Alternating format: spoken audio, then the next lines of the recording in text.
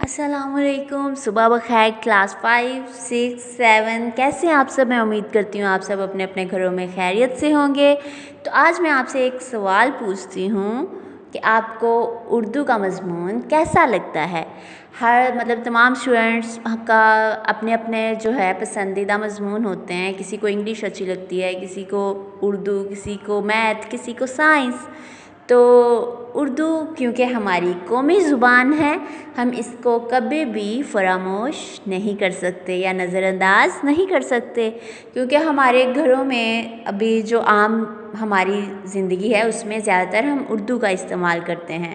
تو اردو بولنے کے ساتھ ساتھ اردو لکھنا بھی ہمارے لیے اتنا ہی ضروری ہے۔ تو آج ہم سیکھیں گے مضمون نگاری۔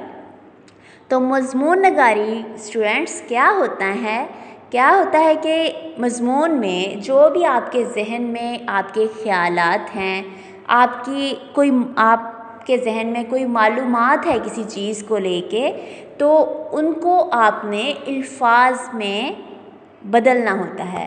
یعنی آپ کے ذہن میں جو باتیں ہیں، جو آپ کے خیالات ہیں، وہ کسی بھی موضوع کے بارے میں ہو سکتی ہے، تو ان خیالات کو، ان معلومات کو آپ نے ترتیب دے کر کیا کرنا ہوتا ہے پیارے بچوں؟ لکھنا ہوتا ہے۔ تو مضمون لکھنا مشکل کام نہیں ہے، آسان کام ہے۔ تو اس کا کیا مطلب ہوا کہ مضمون ہوتا کیا ہے؟ کیا ہوتا ہے مضمون؟ کسی مضمون کے موضوع کے متعلق اپنے خیالات خوبصورت موضوع یا مناسب الفاظ میں ترتیب کے ساتھ تحریر کرنا مضمون کہلاتا ہے۔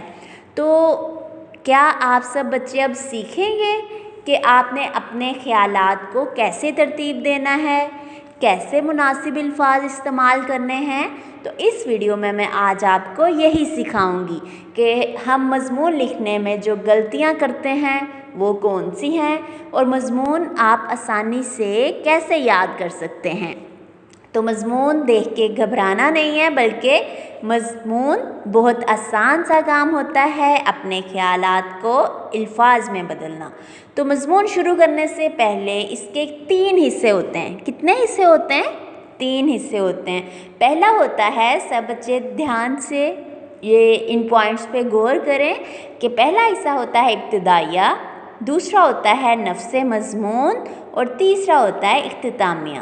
اب ابتدائیہ میں ہم کیا کرتے ہیں؟ جو آپ کو موضوع دیا ہوتا ہے اس موضوع کا تعارف کرواتے ہیں، اس کی اہمیت بتاتے ہیں، وسعت بتاتے ہیں، اس کو تھوڑا بڑھاتے ہیں اور اس کی وجہ بیان کرتے ہیں، پھر چاہے وہ کوئی بھی موضوع ہو۔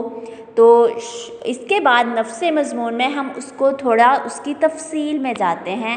اگر آپ کسی شخصیت کے بارے میں بتا رہے ہیں تو وہ کب پیدا ہوئی، اس کے والدین کیسے تھے، اس کے گھر کا ماحول کیسا تھا، اس نے ابتدائی تعلیم کہاں سے حاصل کی۔ اسی طرح پھر اختتامیہ پہ ہم اس کی وفات کے بارے میں اور دعائیہ کلمات بتاتے ہیں۔ تو آئیے اب سیکھتے ہیں کہ آپ مضمون لکھنے میں کون سی غلطیاں کرتے ہیں۔ تو جس موضوع کے بارے میں آپ کے پاس معلومات نہ ہو اس پر لکھنے کی کوشش نہ کریں۔ تو اکثر مضمون میں اگر زیادہ موضوع دیے گئے ہوں تو ان میں سے جس موضوع پر آپ کے پاس معلومات زیادہ ہیں تو آپ اس پر لکھیں۔